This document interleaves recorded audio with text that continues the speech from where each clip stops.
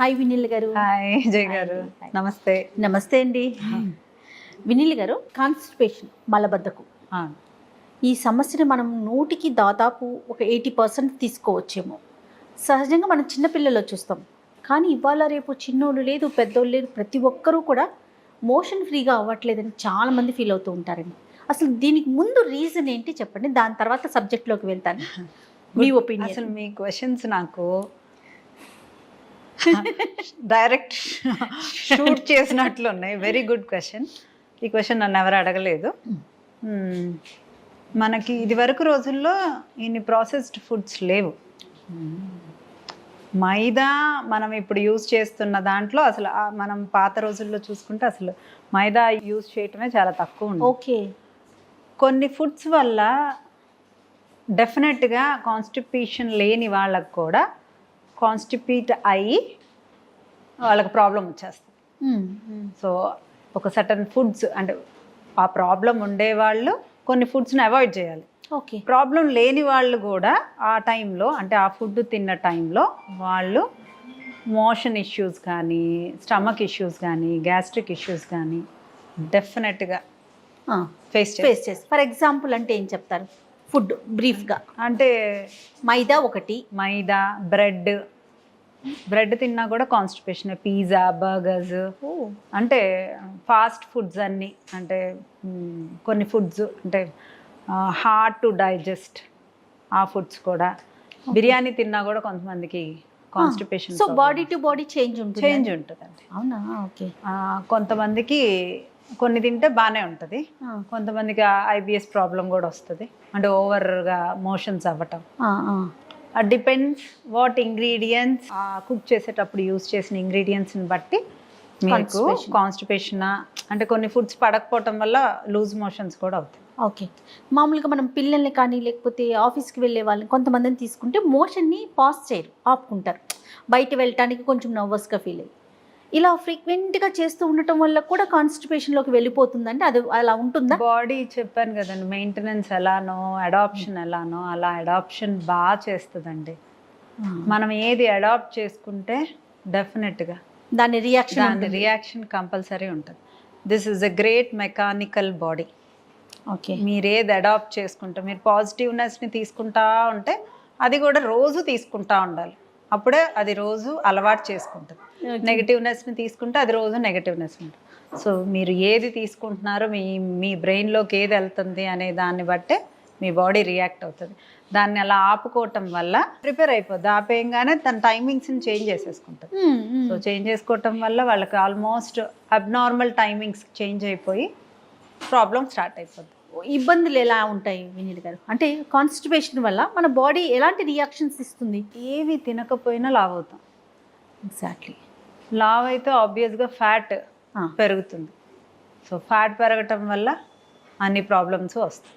Okay. ఈ రోజుల్లో ఏ problem వచ్చింది అనేది కూడా మనం గెస్ కూడా చేయలేం. అవును. కాన్స్టిపేషన్ వల్ల ఈ ప్రాబ్లం వచ్చిద్దా అని కాదు, స్ట్రైట్ అవే వెయిట్ గెయిన్. అది కూడా రీజన్. టమ్మీ మెయిన్ పెరిగిపోతూ ఉంటుంది.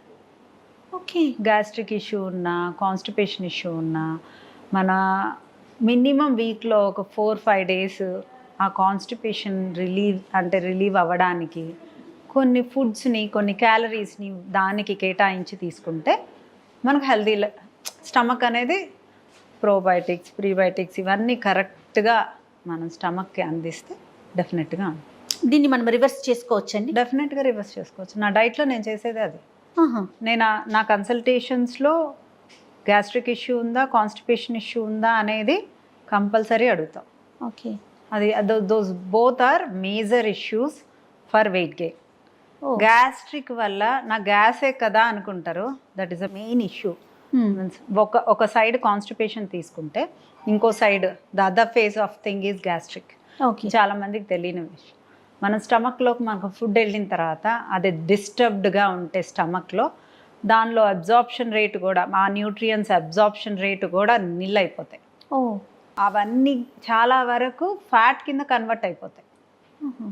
సో మన స్టమక్ అప్సెట్ అవ్వకుండా ఉంచడం అనేది చాలా ఇంపార్టెంట్. అది కానీ చాలా లైట్ తీసుకుంటూ ఉంటాం చాలా కదా. light కాన్స్టిపేషన్ ఇంత పెద్ద సబ్జెక్ట్ ఉంది, దీనివల్ల మనం గెయిన్ అవుతాము, టమ్మీ పెరుగుతుంది అనే విషయం. కాన్స్టిపేషన్ వల్ల గ్యాస్ట్రిక్ ఇష్యూ 100% వస్తుందండి. Oh my God. 100%.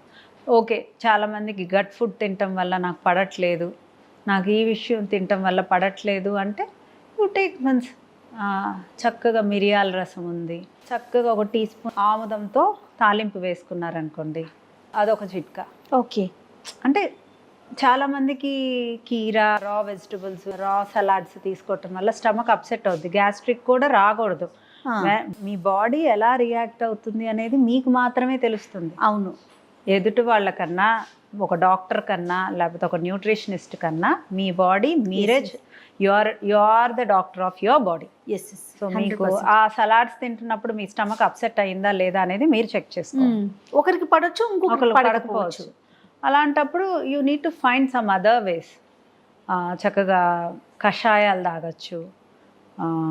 ఆ కషాయాల వల్ల చాలా, దాంట్లో జీరా, సోంపు, ఒకటి వాము, ఒకరోజు కరక్కాయి, ఒకరోజు గచ్చకాయ, ఇలాంటి కషాయాలు తాగొచ్చు. దానివల్ల ఏం స్టమక్ అప్సెట్ అవ్వదు. అప్సెట్ అయినా 1-2 డేస్లో సెట్ అయిపోతుంది.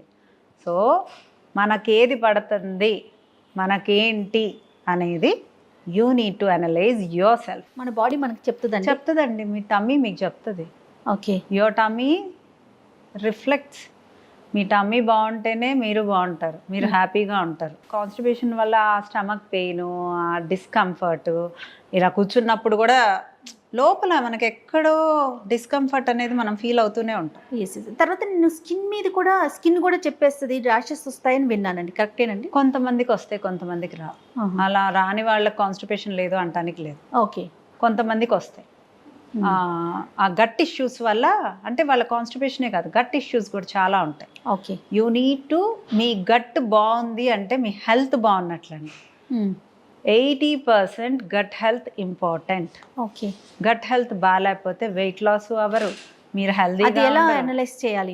అదే, వాష్రూమ్ ప్రాపర్గా వెళ్తున్నామా, మనం 1కి 2 సార్లు వెళ్తున్నామా, పోనీ ఒక్కసారన్నా ప్రాపర్గా వాష్రూమ్ వెళ్తున్నామా అనేది 100లో 99.1% మనకి గట్ ఇష్యూస్ లేకపోతేనే వాళ్ళు వెయిట్ లాస్ అవుతారు, వాళ్ళు హెల్దీగాను ఉంటారు. వాళ్ళకి డిఫరెంట్ ప్రాబ్లమ్స్ కూడా నుంచి ఆ డిఫరెంట్ ప్రాబ్లమ్స్ ఏవి వాళ్ళు ఫేస్ చేయరు. ఓకే. ఓకే. అంటే ప్రాపర్ జ్యూసెస్, ఫ్రూట్ జ్యూసెస్, కొంతమందికి రా ఫుడ్ పడకపోతే ఆరెంజ్ జ్యూస్, మౌసంబీ జ్యూసెస్, క్యాలరీస్ అక్కడ కట్ చేయండి. మీకు గట్ క్యాలరీస్ కావాలి, వాష్రూమ్ అయ్యే క్యాలరీస్ కావాలంటే మిగతావి కొన్ని రోజులు సాక్రిఫైస్ చేసి ముందు టమ్మీని, అంటే మోషన్ బాగా హార్డ్ ఉండే మోషన్ని ముందు దాన్ని ఫ్రీ చేసుకోండి. అసలు చాలామంది తిన్నావా అని అడిగితే ఫీల్ అవ్వరు. అసలు నేనైతే అసలు డైరెక్ట్గానే అడుగుతా, యూ హ్యావ్ మోషన్ ప్రాబ్లం. తింటాం ఎంత ఇంపార్టెంటో దానికంటే double important passing your motion are urine. రెండు ఇంపార్టెంట్. ఓకే. ఆ రెండు బాగున్నప్పుడే మీ హెల్త్ బాగున్నట్లు. ఓకే. ఒక చిన్న టిప్స్ ఏమన్నా చెప్తారా? 1-2 టిప్స్ గట్ హెల్త్ క్లియర్గా ఉండటానికి, మోషన్ ఫ్రీగా ఎవ్రీడే అవ్వటానికి. చక్కగా పాలకూర జ్యూస్ ఒకరోజు, దాంట్లో వామ్ వేయండి. ఒకరోజు మునగాకు జ్యూసు, అందులో సోంపు వేయండి. ఒకరోజు క్యారెట్, కీరా, బీట్రూట్ జ్యూసు, దాంట్లో సోంపు వేయండి. ఒకరోజు మింట్ లీవ్స్, కొత్తిమీర, జీరా, ఇలా. అంటే ఒక్కొక్క రోజు ఒక్కొక్కటి, 7 days ఒక్కొక్క జ్యూస్ మార్నింగ్ గట్టికి ఇచ్చేస్తే ఆ అబ్జార్ప్షన్ రేటు, ఆ గ్రీన్స్ అన్నీ మనకు హెల్దీ థింగ్స్. దాంట్లోనే సీడ్స్, నట్స్ కూడా వేసేసుకున్నాం అనుకోండి, గుడ్ ఫ్యాట్స్ కూడా వెళ్ళిపోతాయి. సూపర్.